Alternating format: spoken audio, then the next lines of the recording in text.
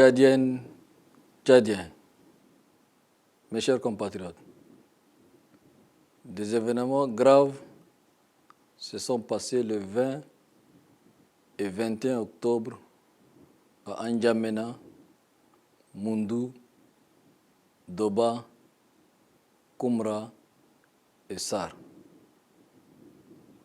Beaucoup de nos compatriotes y ont perdu la vie et d'autres se sont retrouvés blessés. Il y a eu des arrestations et la justice a été mise à contribution pour apporter l'éclairage nécessaire afin de situer les responsabilités. J'ai ressenti au plus profond de moi-même la douleur de cette souffrance qui ne saurait laisser indifférente toute personne douée de raison et d'humanité. Ce ne sont pas de simples manifestations qui ont été maîtrisées, mais une vraie insurrection minutieusement planifiée pour créer le chaos dans le pays. À cet égard, je voudrais exprimer mon total soutien au gouvernement, aux forces de l'ordre et à toutes les parties mobilisées pour maîtriser cette situation. Les auteurs ont attaqué des commissariats de police, des domiciles de personnalités politiques, des sièges des partis. Ils ont pris pour cible des communautés, ont intimidé des personnes jugées hostiles ou neutres à leur projet.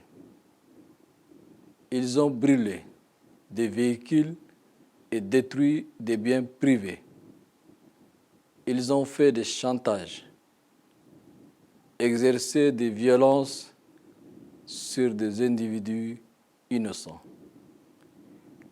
Ils ont tué sans hésiter des femmes et des hommes qui ne sont concernés en rien par le conflit politique de notre pays.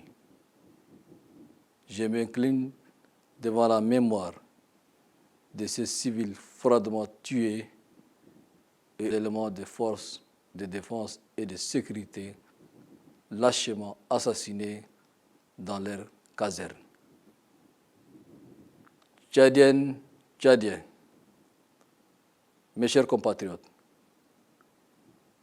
dans la vie d'une nation, il est des moments où des événements aussi dramatiques soient-ils doivent être expliqués dans la vérité. Ce qui s'est passé témoigne de la volonté manifeste de déclencher une guerre civile.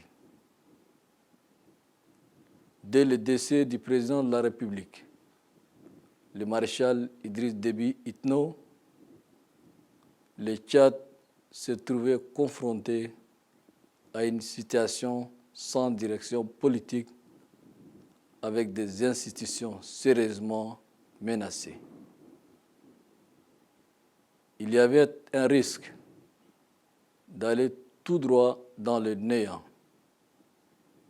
Pour préserver le Tchad contre ces crises existentiels majeurs, terrorisme, rébellion, affrontements intercommunautaires, effritement de l'État, le Conseil militaire de transition a été mis sur pied dans l'urgence pour faire face à toutes ces menaces.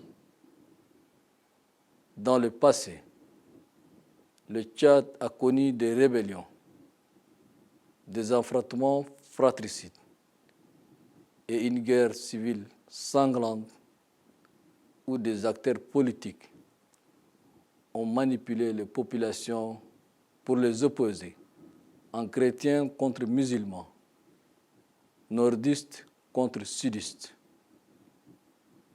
De ces événements sanglants, les populations tchadiennes portent des traces douloureuses dans les mémoires, les consciences empoisonnant ainsi l'unité nationale et le vivre ensemble. Compte tenu de ces crises à répétition, je ne puis accepter que le Tchad replonge dans d'autres crises dangereuses à connotation religieuse, ethnique et régionale.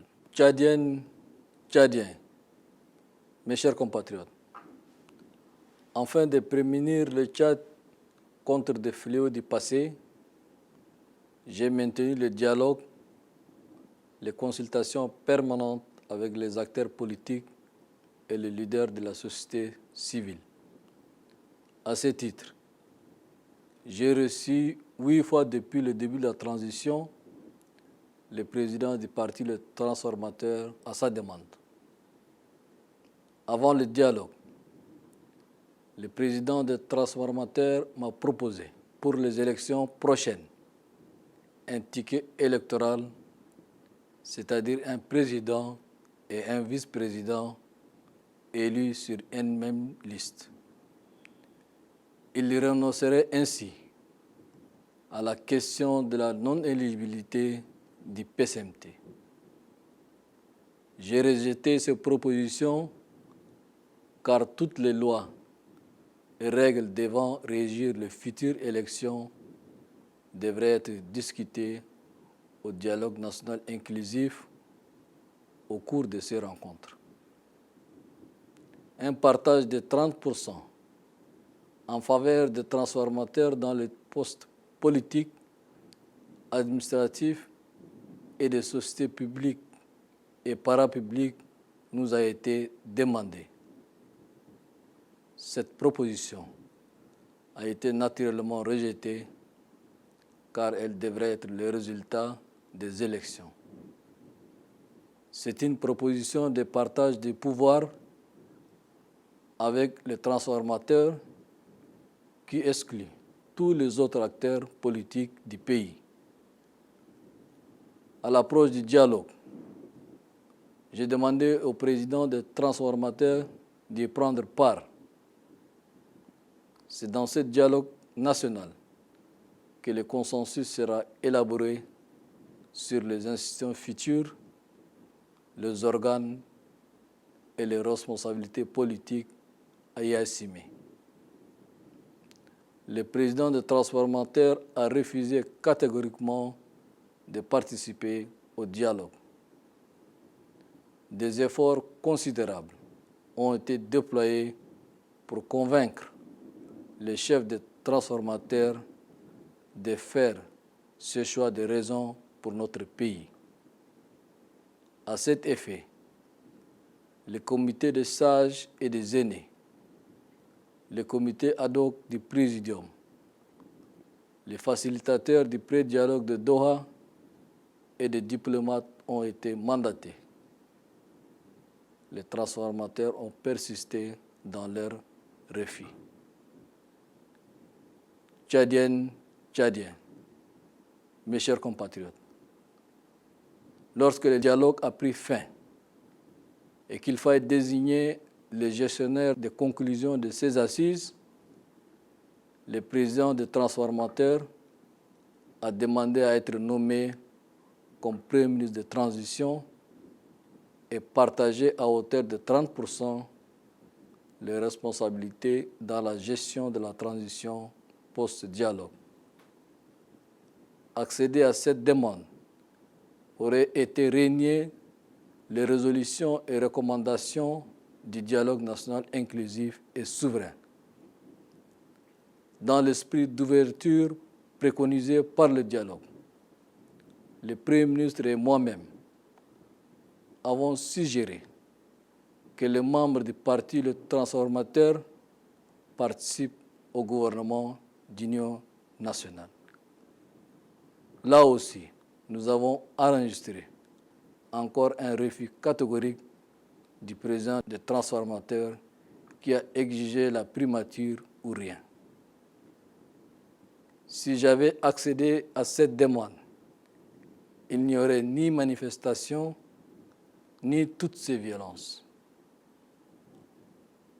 Comment un acteur politique qui a argué que le dialogue n'était qu'un monologue, que les résolutions et les recommandations n'ont aucun sens pour lui, peut-il assumer la coordination de l'action d'un gouvernement dont la première mission est l'application stricte du cahier de charges du dialogue national inclusif et souverain? Tchadiennes, Tchadiens, mes chers compatriotes, quant aux autres acteurs politiques qui ont pris part à ces événements, ils ont une lourde responsabilité dans les tueries du 20 octobre 2022. Ils ont recruté et utilisé des groupes terroristes, paramilitaires, pour opérer des assassinats gratuits des masses. En ce qui concerne Wakitama, j'ai reçu les responsables à 5 reprises pour solliciter leur participation au dialogue national inclusif. Le CODNI leur a proposé des quotas pour leur participation à l'organisation et à la tenue du dialogue. Lors de ces rencontres, je leur ai demandé que les manifestations doivent être suspendues pendant les assises. Ils ont accepté cette proposition, mais ont demandé de notre part une aide en échange. J'ai rejeté cette façon de marchander qui n'honore pas notre pays. Le groupe politico-militaire non signataire des accords de Doha ont entretenu des relations directes avec les responsables de ces actes violents. Ils leur ont dit d'opposer une résistance de 3 jours, à l'issue de laquelle ils interviendront. Leur implication dans ces événements tragiques ne souffre d'aucune ambiguïté. Tchadiennes, Tchadiens, mes chers compatriotes, dans notre passé récent, les intervenants extérieurs ont fourni armes et donné de l'argent à des Tchadiens opportunistes qui n'ont pas hésité un seul instant à détruire notre pays pour satisfaire leurs intérêts personnels et répondre aux agendas étrangers. Aujourd'hui encore, des acteurs tchadiens ont sollicité le soutien des puissances étrangères pour que pression et chantage soient exercés sur moi afin d'accéder au pouvoir. Dans cette perspective, le peuple tchadien est devenu un otage, une chose privée de certains acteurs politiques qui n'hésitent pas à les désigner mon peuple, afin d'être instrumentalisés et utilisés pour conquérir le pouvoir. Tchadiennes, Tchadiens, mes chers compatriotes, parce que je suis responsable du Tchad, de l'unité de son peuple, de la sécurité de toutes ses populations, garant de notre souveraineté nationale, je n'accepterai pas que la nation soit divisée. le pays fragmenté et notre unité hypothéquée. J'utiliserai tous les moyens légaux à ma disposition pour empêcher ces projets néfastes pour notre pays.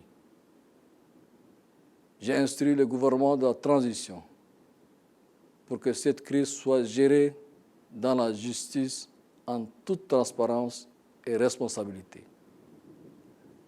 C'est ainsi que ce gouvernement a pris des mesures conservatoire, notamment le couvre-feu et la suspension des partis impliqués. Tchadiennes, Tchadiens, mes chers compatriotes, je continuerai à œuvrer pour un consensus national dans la gestion des affaires publiques en gardant toujours une ouverture aux acteurs politiques et mouvements armés qui ne sont pas encore intégrés dans le processus actuel. J'estime que l'inclusivité doit être toujours des règles pour l'intérêt supérieur du Tchad dans la paix et la sécurité. À nos partenaires et amis, un soutien inlassable et responsable est attendu pour consolider l'effort que les Tchadiens déploient pour la refondation de leur État et le vivre ensemble. Tchadiennes, Tchadiennes, mes chers compatriotes, nous allons enterrer nos morts dans la douleur, mais dans la dignité. Nous devons soigner nos blessés dans la solidarité. Un deuil de 7 jours sera observé sur toute l'étendue du territoire national à compter de mardi 25 octobre 2022 en mémoire de nos compatriotes morts au cours de ces événements tragiques et regrettables. Je vous demande de ne pas soutenir les divers projets qui menacent dangereusement notre pays, de rejeter de toutes les manipulations extérieures, de défendre le Tchad, ce beau pays que nos aïeux nous ont légué. Que Dieu nous bénisse dans notre diversité et notre effort de le défendre. Vive la République, vive le Tchad, je vous remercie.